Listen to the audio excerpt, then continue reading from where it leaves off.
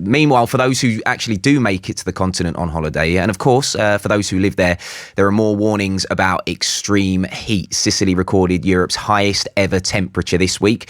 People there have been sweltering in a 48 degree heat dome as hot air from the Sahara continues to engulf large parts of the Mediterranean region. The heat dome is now predicted to move west towards Spain and Portugal, where temperatures could rise further. Chris Lowrie is originally from Essex, but now lives on Spain's Costa Tropical, around 100 kilometres east of Malaga. So what sort of summer have you had weather-wise so far, Chris? Good morning. Good morning, buenos dias. Yes, it's been quite a mixed summer. Up until about a month ago, we had quite a lot of winds, some rain, and it was quite cool. But in the last 2 or 3 weeks, temperatures have gone up, and they've been slowly climbing. Generally along the coast, temperatures don't get much above sort of 30, perhaps up to 35 degrees, but it's inland where the temperatures start rising to as high as 40 degrees. It's not uncommon, actually, for Spain to see temperatures up to the high 30s into the low 40s at this time of the year, but it is going to get more exceptional with this heat dome that's coming up from Africa moving across Spain. What's it like around where you live? Are people staying off the streets in the midsummer, the midday heat? Are they kind of sheltering at home? Yes, what happens is, particularly in the city north of where I am, the nearest city to me, Granada, the temperature easily gets to 40 degrees. At the moment, it's now climbing to above 45 degrees, and that is exceptional. So people do tend to go off the streets, they stay in. Bars and restaurants tend to stop serving food outside, and people will eat inside. And many people actually do have air conditioning inside or shutters, so they can shut the sunlight out and keep the houses cooler.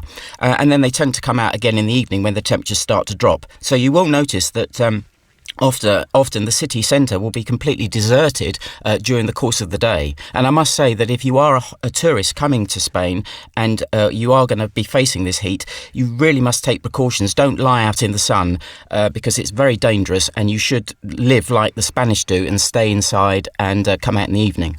Would you say this is affecting businesses where you live, or are they still doing a roaring trade? It won't really affect businesses because they will continue, for example, bars and restaurants will continue to serve food inside, or if they've got a lot of shade, they can still continue to serve food outside. Shops and offices go about their businesses. Most businesses will have air conditioning, and big supermarkets are all air conditioned as well. So it shouldn't affect businesses in that sense.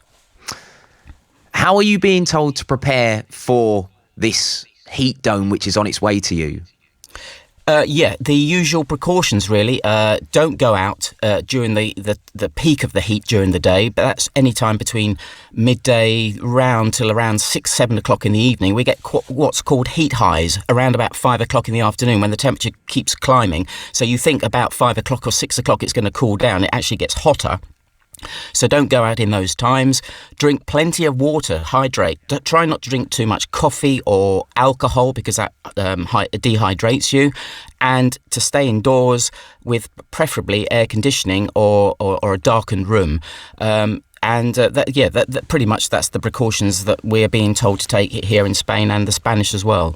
And global warming, of course, is high on the agenda at the moment. So how is Spain looking to address rising temperatures and global warming? Well, for example, as far as forest fires are concerned, down here where I live, obviously it's very mountainous, there's a lot of forests around, and a lot of precautions are being taken by building fire breakers, so breaking the trees, so there's a break to stop the fire jumping. And there's a good forest fire service down here as well, and they act very quickly.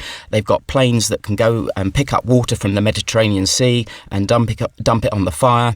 There are helicopters for rescue, etc. So they're pretty geared up to take on forest fires here.